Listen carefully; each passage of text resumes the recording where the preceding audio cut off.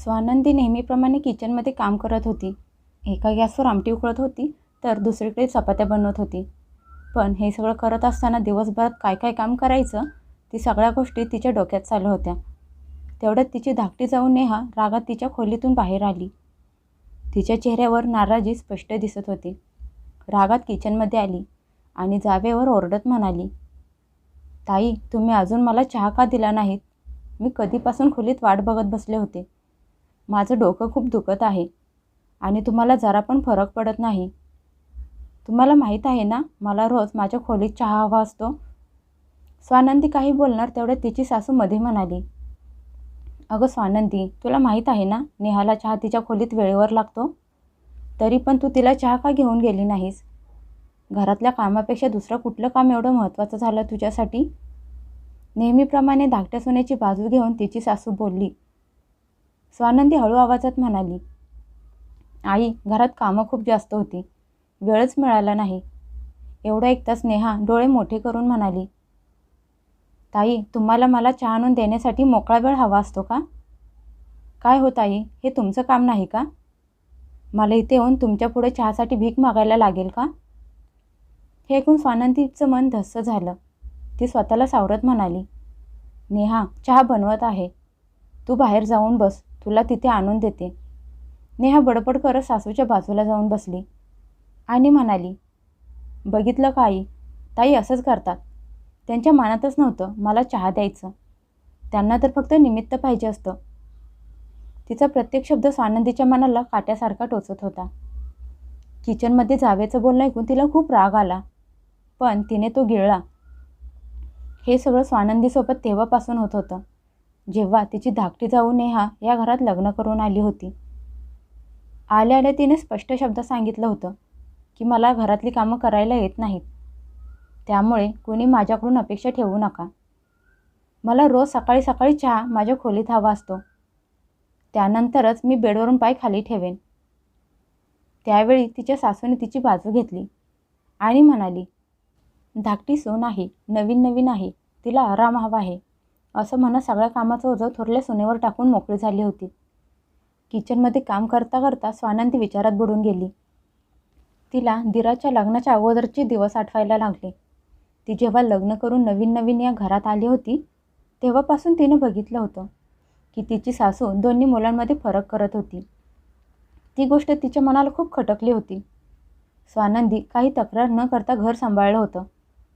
एक दिवस स्वानंदी चपातीला तूप लावत होती तेव्हा तिची सासू बाजूला येऊन उभी राहिली आणि म्हणाली, महिना संपत आला आहे, घरातलं तूप संपायला आलं आहे. आजपासून तू फक्त राजेशच्या चपातीलाच तूप लावत जा, बाकीच्या लोकांच्या चपातीला लावायची गरज नाही. हे ऐकून स्वानंदी चकित झाली. ती हिम्मत करून म्हणाली, आई, घरात सगळ्यांना समान मिळायला हवं आहे ना? घरात सगळे बरोबर आहेत. हे ऐकून तिच्या सासूचे डोळे रागाने लाल झाले. तिची सासू तिखट स्वरात म्हणाली, तुला माहीत नाही का तुझ्या दिराला किती पगार आहे ते? तुझ्या नवऱ्याचा पगार त्याच्या पगाराच्या अर्ध्याच आहे. घराचा खर्च माझा राजेश चालवत आहे. जर तुझ्या नवऱ्याच्या पगारावर चालत असतं तर हे तूप पण बघायला मिळालं नसतं. त्यांचे शब्द विष बनून बाहेर येत होते. माझा राजेश मेहनत करतो, त्यामुळे त्याला रोज चांगलं तुपातलं जेवण मिळायला पाहिजे. त्या दिवशी स्वानंदीला पहिल्यांदा जाणीव झाली की या घरात बरोबरी फक्त बोलण्यात आहे, नाहीतर फरक प्रत्येक गोष्टीत केला जातो. पण हळूहळू तिला या सगळ्याची सवय झाली. धाकट्या मुलाला फक्त दुधाचा चहा बनवला जायचा आणि बाकीच्यांच्या चहामध्ये दूध कमी, पाणी जास्त असायचं. फळं फक्त राजेशला खायला मिळायची. स्वानंदीला सगळं दिसत होतं, समजत होतं, पण ती शांत बसत असायची. तिचं मन भरून यायचं, पण ती विचार करायची की वेळेसोबत सगळं बदलेल. पण दिराच्या लग्नानंतर तोच फरक सुनेंमध्ये व्हायला लागला. नेहाला सगळी सूट होती, सगळ्या सुखसुविधा होत्या आणि स्वानंदीला मात्र फक्त आदेश. तिच्या सासूचे प्रत्येक बोलणं तिला तिची लायकी दाखवून देण्यासाठी असायचं. एक दिवस हिम्मत करून स्वानंदी म्हणाली, आई, घरातलं थोडं तरी काम नेहाने करायला पाहिजे ना? तेव्हा तिची सासू झटक्याने म्हणाली होती, थोरली सून आहेस, मग घरची जबाबदारी घ्यायला शिक. धाकट्या सुनेला त्रास देऊ नकोस. चहाचा कप ट्रेमध्ये ठेवत तिने मोठा श्वास घेतला. स्वानंदीला जाणीव झाली होती की ही फक्त सुरुवात आहे. या घरातला भेदभाव आता स्पष्ट दिसायला लागला होता. दुसऱ्या दिवशी सकाळी स्वानंदी उठली. तिच्या चेहऱ्यावर थकवा स्पष्ट दिसत होता. तिने घर झाडून साफसफाई केली, आंघोळ केली, देवपूजा केली आणि किचनमध्ये जाऊन पीठ मळलं, भाजी करून ठेवली. तेवढ्यात तिने बघितलं की नेहा नटून थटून आरशात बघत उभी होती, हातात फोन आणि चेहऱ्यावर हलकं हसू. स्वानंदीने सहज विचारलं, नेहा, बाहेर कुठे निघाली आहेस का? आज तू तेवढ्यात चपात्या बनवशील का? नेहा तिच्याकडे न बघता बेजबाबदारपणे उत्तर देत म्हणाली, ताई, मी बाहेर निघाले आहे. मला काही खरेदी करायची आहे आणि ती सगळी तुमची कामं आहेत, माझी नाही. आणि तसंही तुम्हाला घरातली कामं करायची सवय आहे ना, मग तुमचं तुम्ही सांभाळून घ्या. तिच्या बोलण्यातली चालाकी आणि टोमणा स्पष्ट दिसत होता. स्वानंदी थोडा वेळ शांत बसली आणि नंतर म्हणाली, कमीत कमी दुपारपर्यंत तरी घरात थांब. जेवण? नेहा तिचं बोलणं मध्येच थांबवत म्हणाली, मी दुपारपर्यंत परत येईन. माझं जेवण बाजूला काढून ठेवा आणि हो, ते गरम गरम असायला पाहिजे. असं म्हणत ती घरातून बाहेर निघून गेली.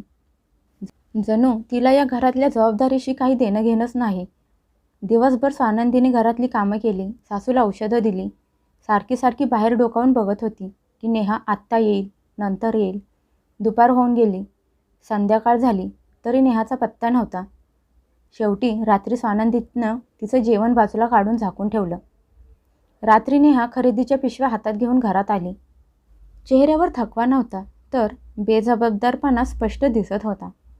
तेवढ्यात तिची सासू किचनमध्ये आली आणि इकडे तिकडे बघायला लागली आणि रागात म्हणाली, स्वानंदी, एवढं जेवण कशाला बनवलं आहेस? सकाळचं जेवण अजून पण तसंच शिल्लक आहे. तू खूप फालतू खर्च करायला शिकले आहेस. स्वानंदी शांततेत उत्तर देत म्हणाली, आई, ते जेवण नेहाच्या वाटणीचं उरलं आहे. ती म्हणाली दुपारपर्यंत घरी येईन, पण आलीच नाही. बाहेर बसलेली नेहा सगळं ऐकत होती. ती उठली आणि तोऱ्यात म्हणाली, मग ताई, तुमची काय इच्छा आहे? मी काय आता दुपारचं शिळं अन्न खायचं आहे का? मी माझ्या माहेरी कधीच शिळं अन्न खाल्लेलं नाही. ते सगळं तूच खा. मला आत्ताच्या आत्ता ताजं जेवण पाहिजे आहे. स्वानंदीने काही न बोलता ते ताट उचलून बाजूला ठेवलं. तशी तिची सासू तिच्यावर भडकली आणि म्हणाली, जर नेहा खाऊ शकत नसेल तर तू काय ते अन्न फेकून देणार आहेस का? त्यापेक्षा ते जेवण तू खा. शिळं अन्न खाल्लं तरी तुला काही त्रास होत नाही. सासूच्या या बोलण्याने स्वानंदीच्या मनात काहीतरी तुटलं. तिचं मन हळहळून उठलं. पण खरंच ते अन्न फेकून तर देऊ शकत नव्हती ना. रात्री सगळे लोक जेवण करून आपापल्या खोलीत गेले. त्यानंतर स्वानंदी सकाळचं जेवण घेऊन जेवायला बसली. तेवढ्यात स्वानंदीचा नवरा राघव तिथे आला. तिच्या ताटातलं जेवण बघून म्हणाला, आत्ता तर आम्हाला जेवणात हे सगळं नव्हतं. असं म्हणत त्याचा चेहरा कठोर झाला. स्वानंदीने नजर खाली घातली आणि म्हणाली, हे सकाळचं उरलेलं जेवण आहे. हे ऐकून राघवचा चेहरा उतरला. तो म्हणाला, सगळ्यांनी ताजं अन्न खाल्लं आहे, मग तू सकाळचं जेवण का खात आहेस? या प्रश्नात नवऱ्याचा हक्क पण होता आणि बायकोची काळजी पण. नवऱ्याचं बोलणं ऐकून स्वानंदी रडायला लागली. तिने घरात घडत असलेल्या सगळ्या गोष्टी नवऱ्याला सांगितल्या. नेहाचं खरेदी करायला जाणं, सासूचे रोजचे टोमणे आणि रोज होत असलेला तिचा अपमान. बायकोचं बोलणं ऐकून राघवचे डोळे भरून आले. काही वेळ गप्प बसून म्हणाला, स्वानंदी, तू दुःखी होऊ नकोस. स्वानंदी स्वतःला सावरत म्हणाली, राघव, हा भेदभाव तर मी या घरात लग्न करून आल्यापासून बघत आहे. बायकोचं बोलणं ऐकून राघवला असं वाटलं की कोणीतरी त्याला कानाखाली वाजवले आहे. त्याला आज पहिल्यांदा जाणीव झाली की त्याची बायको हे कधीपासून एकटी सगळं सहन करत आली आहे. स्वानंदी पुढे काही बोलली नाही. या अगोदर तिने नवऱ्याला त्रास होऊ नये म्हणून काहीच सांगितलं नव्हतं. नवऱ्याला तिने हेही सांगितलं नाही की हे दिराच्या जास्त कमाईमुळे होत आहे. नाहीतर हे ऐकून तिच्या नवऱ्याला खूप दुःख झालं असतं. पण राघवला आता सगळं समजायला लागलं होतं. स्वानंदी या घरात किती सहन करत आहे. तो आता रोजच घरातल्या गोष्टींवर लक्ष ठेवायला लागला आणि मनातल्या मनात स्वतःला दोष द्यायला लागला की त्याच्यामुळे त्याच्या बायकोला हे सगळं सहन करायला लागत आहे. तो त्याचा पगार कसा वाढेल याचा विचार करायला लागला. नोकरी बदलण्याचा पण विचार करायला लागला. पण त्याला माहीत होतं तो त्याच्या धाकट्या भावा एवढा जास्त शिकलेला नाही. काही दिवसांनी रात्रीचं जेवण करून सगळे खोलीत झोपायला गेले. स्वानंदी एकटी किचनमध्ये भांडी घासत होती. तिच्या चेहऱ्यावर थकवा आणि डोळ्यांवर झोप स्पष्ट दिसत होती. तिला बघून राघव तडफडून उठला. तो तिच्या जवळ गेला आणि म्हणाला, स्वानंदी, तू नेहाला काम करायला का सांगत नाहीस? सगळे आराम करत आहेत आणि तू एकटी घरातली कामं करत आहेस. तेव्हा स्वानंदी सरळ म्हणाली, हे तर मला रोजच करायला लागतं, कारण तुमच्या भावाची बायको श्रीमंत घरातली लाडाची मुलगी आहे. तिनं घरातलं काम कधीच केलं नाही. घरातली सगळी कामं करायची जबाबदारी माझी आहे, कारण मी गरीब घरातली आहे. बायकोचं बोलणं राघवच्या मनाला आतपर्यंत लागलं. तो सरळ त्याच्या आईजवळ गेला आणि रागात कठोर आवाजात म्हणाला, आई, तू दोन्ही सुनांमध्ये फरक का करत आहेस? माझी बायको भांडी घासत आहे आणि तुझी धाकटी सून आरामात खोलीत जाऊन झोपली आहे. त्याची आई सरळ म्हणाली, मग तू पण माझ्या हातावर तुझ्या धाकट्या भावापेक्षा जास्त कमाई आणून ठेवत जा. मग तुझ्या बायकोला पण असाच आराम करायला मिळेल. नेहाचा नवरा जास्त कमवतो, मग ती आराम का नाही करणार? हे ऐकून राघवला धक्काच बसला. तो थरथरत्या आवाजात म्हणाला, आई, तू असं कसं काय बोलू शकतेस? जणू मी या घरासाठी काहीच केलं नाही. आज माझा पगार कमी आहे, कारण मी राजेशच्या एवढं शिकू शकलो नाही. पण आज तो जो काही आहे तो पण माझ्यामुळेच आहे ना. बाबा गेल्यानंतर घराचा खर्च, त्याच्या शिक्षणाचा सगळा खर्च मी एकट्याने उचलला होता. तू ते सगळं कसं काय विसरू शकतेस? त्याची आई थंड स्वरात म्हणाली, ते काहीही असू दे, पण त्याचा पगार तुझ्यापेक्षा जास्त आहे. त्याचं घरात वजन जास्त आहे. आईचं बोलणं त्याच्या मनाला सुईसारखं टोचलं. त्याला असं वाटलं त्याच्या आईने त्याच्या त्यागाला एका वाक्यात नाकारलं आहे. ही तर आत्ताशी सुरुवात होती. दिवस असेच पुढे निघून गेले, पण स्वानंदीच्या आयुष्यात जरा पण फरक पडला नव्हता. तिचा येणारा दिवस सारखाच होता. रोज अपमान, टोमणे सहन करत जगत होती. नेहाची चालाकी आता स्पष्ट दिसायला लागली होती. ती कधी खरेदीच्या नावावर, तर कधी माहेरी जायचं निमित्त करून, तर कधी आजारपणाच्या बहाण्याने कामापासून वाचत असायची आणि सगळं ओझं स्वानंदीच्या अंगावर यायचं. नेहाला समजलं होतं की तिच्या नवऱ्याचा पगार जास्त आहे, त्यामुळे तिची या घरातली किंमत पण जास्त आहे. एक दिवस स्वानंदी हिंमत करून सासूला म्हणाली, आई, घरातलं सामान संपलं आहे.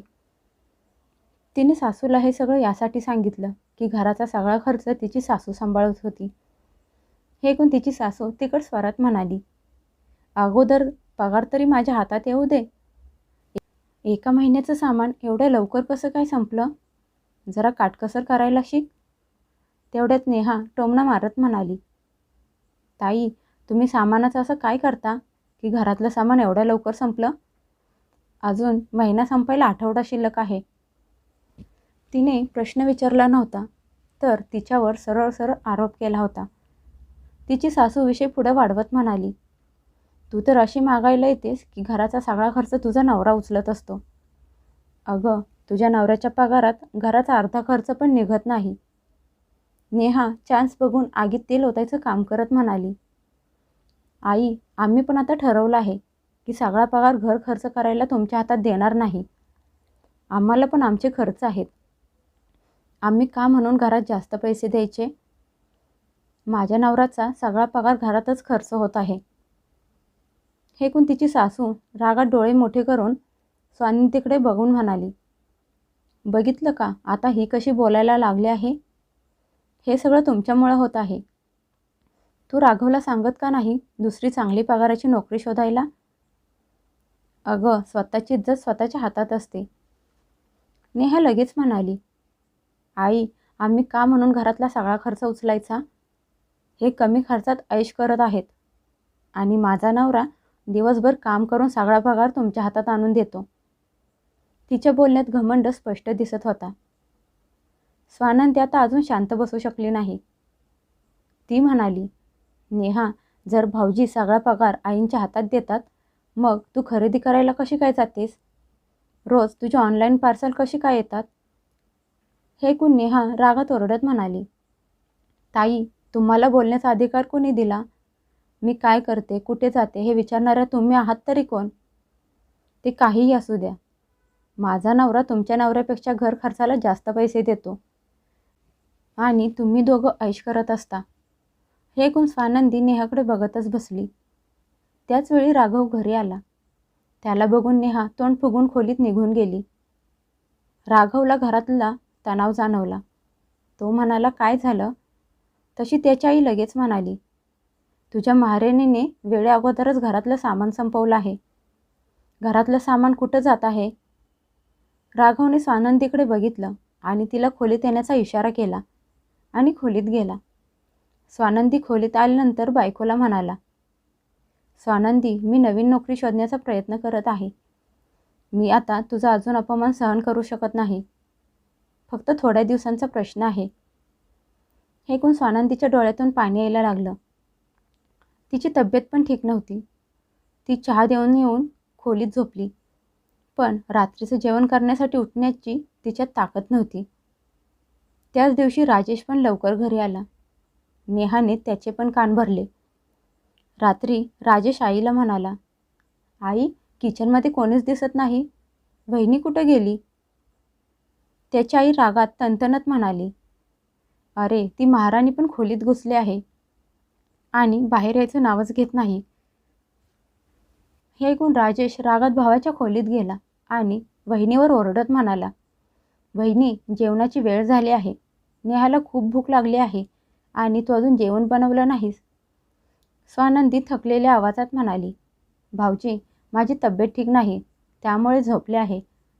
तसा राजेश टोमणा मारत म्हणाला, वहिनी, मला माहीत आहे तुझी ही सगळी नाटकं आहेत, कारण तुझं नेहाशी भांडण झालं आहे. तेवढ्यात राघव खोलीत आला आणि भावाला म्हणाला, तू तुझ्या बहिणीसोबत कुठल्या भाषेत बोलत आहेस? राजेश म्हणाला, अजूनपर्यंत तिने जेवण बनवलं नाही. राघव बायकोची बाजू घेत म्हणाला, अरे, तिची तब्येत ठीक नाही, तुला दिसत नाही का? आणि जर तुझ्या बायकोला एवढीच भूक लागली असेल तर स्वतः का बनवत नाही? तेवढ्यात नेहा पण तिथे आली आणि म्हणाली, भाऊजी, तुम्हाला राग येऊ देऊ नका. माझा नवरा घरात एवढा खर्च करतो, मग आम्हाला 2 वेळचं जेवण आरामात बसून नाही का मिळू शकत? आणि ताईंनी घरातली सगळी कामं एकटीनं केली म्हणून काय झालं? तुम्ही घरात पैसे पण कमी देता. हे ऐकून स्वानंदीच्या मनात खूप वर्षापासून साठलेला राग ज्वालामुखीसारखा बाहेर आला आणि ती रागात म्हणाली, हो, माझ्या नवऱ्याचा पगार कमी जरूर आहे, पण मी तुझ्या बापाची नोकर नाही. खबरदार माझ्या नवऱ्याला उलट बोललीस तर. असं काहीच नाही की माझ्या नवऱ्याच्या मिळणाऱ्या पगारात आमच्या दोघांचं भागत नाही. त्यांच्या पगारात आमच्या दोघांचं व्यवस्थित भागू शकतं. आणि तू तुझ्या नवऱ्याच्या पगाराचा रुबाब दुसरीकडे कुठेतरी जाऊन दाखव. आता मी हे सगळं अजिबात सहन करणार नाही. तेवढ्यात तिची सासू पण तिथे आली आणि रागात ओरडत म्हणाली, स्वानंदी, हा काय फालतूपणा आहे? मी काही बोलत नाही याचा अर्थ असा नाही की तू तोंड चालवायला सुरुवात करशील. हे ऐकून राघवची सहनशक्ती संपली. तो रागात कठोर आवाजात म्हणाला, बस, खूप झालं. मी लवकरच आमची सोय दुसरीकडे कुठेतरी करतो. मी या घरासाठी, घरातल्या लोकांसाठी खूप काही केलं आहे, पण तुम्ही सगळे ते विसरून गेलात. त्याचवेळी त्याचा फोन वाजला आणि तो खोलीतून बाहेर निघून गेला. नेहा टोमणा मारत म्हणाली, ताई, तुम्ही तर हद्दच केली. रोज तर घरातली सगळी कामं करत असता, मग आज एवढा तमाशा करायची काय गरज होती?